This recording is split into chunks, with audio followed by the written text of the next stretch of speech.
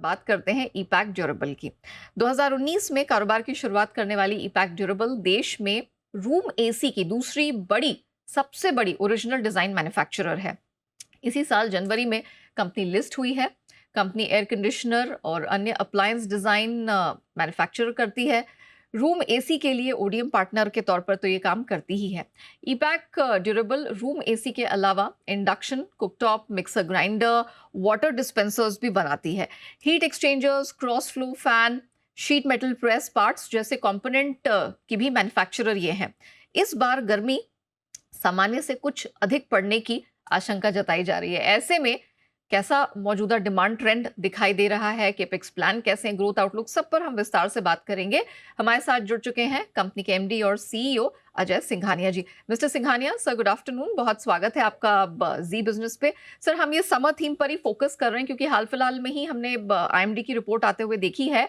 Weather पे, temperature पर उन्होंने कहा है कि ये गर्मी थोड़ा सा ज्यादा तकलीफ देने वाली होने वाली है। तो जरा बताइए कि ये समर सीजन आप लोग कैसे देख रहे हैं? ओवरऑल एसी इंडस्ट्री की growth this time around, how do you see it? नमस्कार, थैंक यू सबसे पहले जोड़ने के लिए। देखिए, हम एक ऐसे जितनी ज़्यादा गर्मी पड़ती है, हमें उतनी ज़्यादा खुशी होती है, तो माफ़ कीजिएगा हमारा काम ही गर्मी का है। जैसे जो आईएमडी का इस बार आया है कि गर्मी तेज़ होने वाली है, ज़्यादा पड़ने वाली है डेफ़िनेटली, बट इसके साथ-साथ एक चीज़ और भी है कि गर्मी इस बार थोड़ी डिले रही है।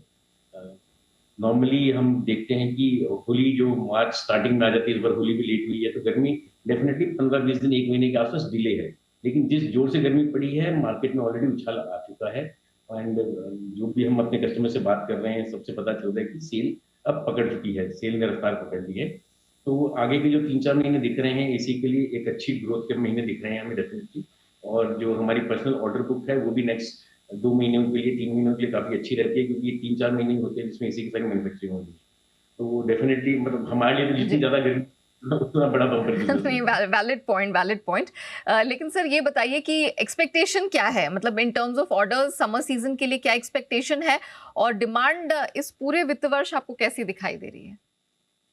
इससे पहले ना मैं आपको थोड़ा-सा एक साल पीछे भी लेके जाना चाहूँगा। पिछले साल भी उम्मीद थी कि मार्केट काफ़ी ग्रो करेगा, लेकिन सडनली हमारा जो अप्रैल, मई, जून वाला क्वार्टर था, वो थोड़ा-सा बैठ गया था क्योंकि बारिशें हो गई थी, तो वहाँ पर इंडस्ट्री को थोड़ा झटका लगा था। उसके बाद डेफ़िनेटली थोड़ी-थोड़ी सेल पिकअप होती थी, तो लास्ट ईयर मार्केट ने ग्रो करा है, एसी इंडस्ट्री ने ग्रो करा है, डेफ़िनेटली 10-12% के आस-पास अभी तक जो नंबर्स आ रहे हैं। और इस साल की जिस हिसाब से भविष्यवाणी है, जो एक तापमान देखने को मिल रहा है, उस हिसाब से लग रहा है कि मार्केट डेफ़िनेटली 12 से 15% ग्रो डेफ़िनेटली करना चाहिए। तो एसी इंडस्ट्री जो 9 मिलियन की थी, 90 लाख की थी, वो लगभग लास्ट ईयर शायद 10 साढ़े 10 मिलियन पे गई है और इस साल हम उम्मीद करें कि साढ़े 11-12 मिलियन के आस-पास क्लोज़ करेगी, करंट 50% में। ओके। अच्छा सर, हम थोड़ा सा आपका रेवेन्यू ब्रेकअप समझना चाह रहे थे। एसी सेल्स का ब्रेकअप और जो बाकी जितने और प्रोडक्ट्स हैं जिन पे आप काम करते हैं, उनका breakup in terms of revenue growth and margin. देखिए, रेवेन्यू जो करंट हमारा रेवेन्यू है, वो लगभग 80% 80% के आस-पास एसी से आता है, क्योंकि एसी एक कॉस्टली प्रोडक्ट है और जो हमारे स्मॉल डोमेस्टिक अप्लायंसेज़ है, किचन अप्लायंसेज़ है, वो कंट्रीब्यूट करते हैं लगभग 20% के आस-पास। तो ये हमारा पिछले 2-3 साल का ऐसा ही ट्रेंड रहा है। और मार्जिन में क्योंकि हम सेगमेंटल एनालिसिस नहीं करते हैं, तो लगभग कंपनी का जो मटेरियल मार्जिन की हम बात करते हैं, ओवरऑल ग्रॉस मार्जिन की, वो लगभग 15% के आस-पास आता है। अच्छा, ओके। अच्छा सर, इससे पहले आपने ये इंडिकेट किया था, संकेत दिए थे कि आप मार्केट शेयर गेन कर रहे हैं। बता पाएंगे हमारे ऑडियंस को कि आपका मौजूदा मार्केट शेयर कितना है और इसे कितना और स्केल अप करने की आपका इरादा या स्केल अप होता देख रहे हैं?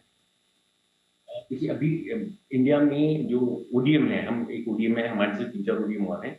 हम लगभग इंडिया का 35% 35% of India's AC is currently manufactured by ODMs. तो उसमें से ईपैक का मार्केट शेयर लास्ट ईयर का 24% था और ये ओडीएम का मार्केट शेयर हर साल बढ़ता जा रहा है।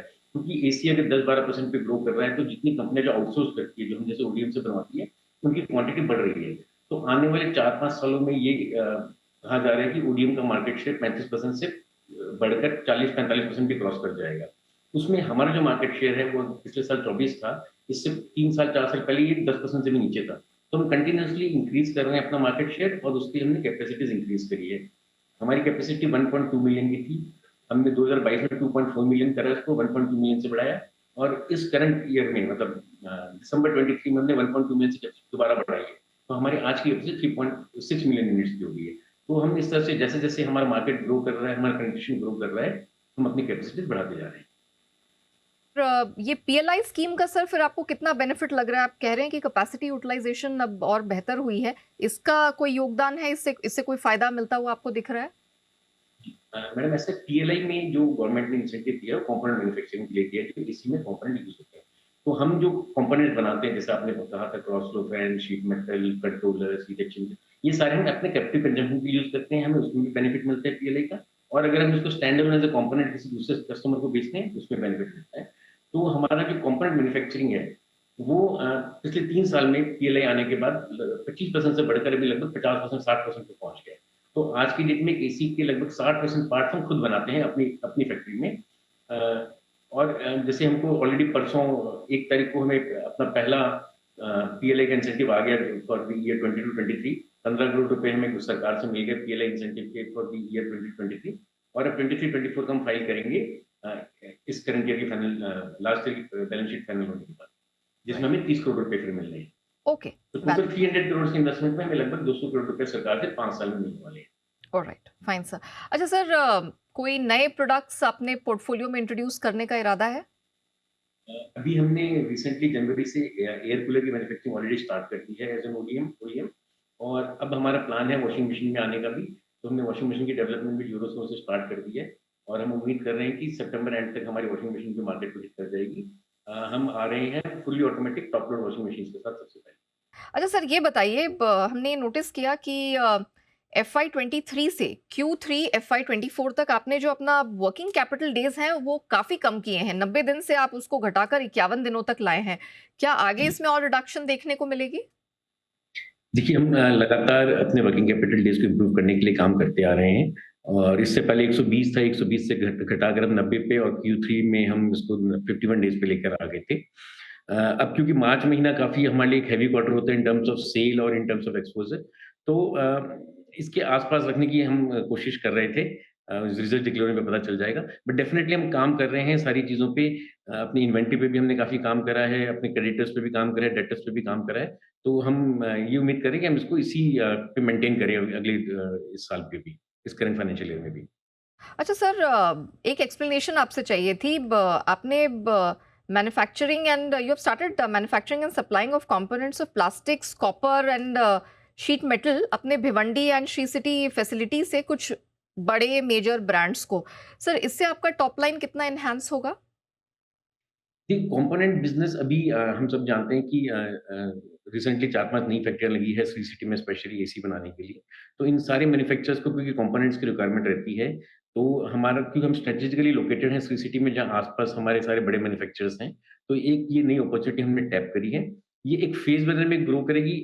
Revenue in terms of numbers बताना थोड़ा-सा मुश्किल होगा अभी, लेकिन डेफिनिटली ग्रोथ प्रोस्पेक्ट बहुत बेटर है, क्योंकि इंडिया का सिर्फ अगर हम एसी की बात करें तो लगभग 25-30% एसी साउथ में कंज़्यूम होते थे अभी तक, लेकिन अब मैन्युफैक्चरिंग भी उनकी स्टार्ट हो गई है। तो ये एक बिल्कुल ग्रीनफ़ील्ड अपॉर्च्युनिटी है जिसको हम टैप कर रहे हैं। Ajay sir, I just wanted to know कि ये जो रॉ मटेरियल प्राइसेस में उतार चढ़ाव होते हैं उसका कितना इम्पैक्ट होता है, क्योंकि अब हम एक बार फिर से देख रहे हैं कि कमोडिटी प्राइसेस हैं, मेटल्स उन्होंने फिर से बढ़ना शुरू कर दिया है। तो इसका कोई इम्पैक्ट पड़ेगा, अगर आप बता सकें? देखिए, एज़ एन ओडीएम मैन्युफैक्चरर जब हम किसी बड़े ब्रांड के साथ काम करते हैं, तो हमारे प्राइसिंग एग्रीमेंट और अंडरस्टैंडिंग ऐसी होती है जहाँ पर हर क्वार्टर पे हम कमोडिटी को न्यूट्रलाइज़ कर देते हैं। तो कमोडिटी में कोई भी उतार या गिराव जो भी होता है वो पास ऑन हो जाता है। तो ऐसे जो डायरेक्टली इम्पैक्ट नहीं करता है हमको, तो वो क्वार्टरली बेसिस पे अपने आप कैरी फॉरवर्ड होता जाता है। तो ये पास थ्रू होता है, इसका इम्पैक्ट जो भी होता है। Okay, okay. अच्छा सर, हमने ये भी नोटिस किया आपका client concentration is on the higher side, तो इसको सँभालने की कुछ कोशिश हो रही है? जी, डेफ़िनेटली इसीलिए हम जो अपने स्मॉल डोमेस्टिक अप्लायंसेज़ हैं, उन पे लगातार फ़ोकस कर रहे हैं, और हमने जब अपने आईपीओ का रोड शो किया था, उस टाइम पे भी सबको हमने यही समझाया था कि हम कंटीन्यूअसली वर्क कर रहे हैं अपने एक तो स्मॉल डोमेस्टिक अप्लायंसेज़ के पोर्टफ़ोलियो को बड़ा करने के लिए। तो काफ़ी सारे नए अप्लायंसेज़ जिन पर हम काम कर रहे हैं, जैसे मिक्सर ग्राइंडर्स में न्यूट्री ब्लेंडर्स, इंडक्शन कुकटॉप में dual induction cooktops, hair dryers, oil filled heaters, air fryers, ऐसे हम नए-नए प्रोडक्ट्स लेके आ रहे हैं जिससे हम अपने क्लाइंट कंसंट्रेशन को भी टैप कंट्रोल करेंगे और साथ के साथ अपनी सीज़नैलिटी पर भी काम कर रहे हैं, ताकि जो एसी का सीज़न जब डिप करेगा तब हम नॉन एसी सीज़न वाले प्रोडक्ट्स बनाकर अपनी कैपेसिटी को बेटर यूटिलाइज़ कर पाएँ। तो हम इसीलिए जैसे मैंने आपको स्टार्टिंग में बोला एयर कूलर्स की मैन्युफैक्चरिंग हमने स्टार्ट करी है, अब हम वॉशिंग मशीन पे काम करते हैं। ये सारे जो प्रोडक्ट्स हम नए लेके आ रहे हैं, इन सब का पर्पज़ ये है कि हम दोनों चीज़ों पे एक साथ काम कर रहे हैं, क्लाइंट कंसंट्रेशन भी और कैपेसिटी यूटिलाइज़ेशन पर। ओके। सर, ये जो आप नए प्रोडक्ट्स की आपने बात की है, इसका शेयर कितना होगा सर इन टर्म्स ऑफ, अगर हम लोग रेवेन्यू के योगदान के हिसाब से देखें, अब क्योंकि आपने अभी-अभी इसकी शुरुआत की है, तो गोइंग फॉरवर्ड इसको लेके क्या प्लान है सर? देखिए, अभी मैं आपको ये बता सकता हूँ ये मार्केट कितना बड़ा है।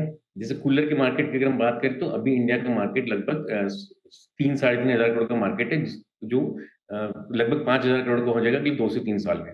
तो 5,000 करोड़ के मार्केट पे मैं अब वैसे भी बोलूँ कि अगर ऐसे बड़े ओईएम हम 5% या 10% शेयर की भी बात करते हैं तो यू कैन अंडरस्टैंड कि हम 200-250 करोड़ के रेवेन्यू की सिर्फ एक कूलर मार्केट से बात कर रहे हैं। तो इस तरह का हमारा गोइंग फॉरवर्ड का विज़न है कि हम ऐसे प्रोडक्ट्स को पकड़ रहे हैं जो या तो इम्पोर्ट सब्स्टिट्यूट हो या जो लगातार ग्रो कर रहे हैं। तो हम ग्रोइंग सेगमेंट्स में घुस रहे हैं। जैसे वॉशिंग मशीन मैंने बोला, उसका पेनिट्रेशन आज एसी से भी बहुत ज़्यादा है और फुली ऑटोमेटिक वॉशिंग मशीन क्योंकि हम सब जानते हैं कि मार्केट इंडिया का मार्केट अब प्रीमियमाइज़ेशन की तरफ जा रहा है। तो सेमी ऑटोमेटिक से ऑटोमेटिक की तरफ जा रहा है, हुँ। फ्रंट लोड की तरफ जा रहा है। तो हम ऐसे प्रोडक्ट्स में जा रहे हैं जो फ्यूचरिस्टिक हो, जिसमें वैल्यूज़ हैं और जो ग्रो कर रहा है। Alright. Singhania sir, thank you so much आज हमारे साथ जुड़ने के लिए और इतने विस्तार से कंपनी के पूरे प्लान और ग्रोथ आउटलुक दर्शकों के सामने रखने के लिए आपका बहुत-बहुत धन्यवाद। इसी के साथ शो को हम यहीं रैप अप करते हैं, लेकिन बने रहिएगा जी बिज़नेस के साथ। ब्रेक के उस पार भी खबरों का सिलसिला जारी रहेगा।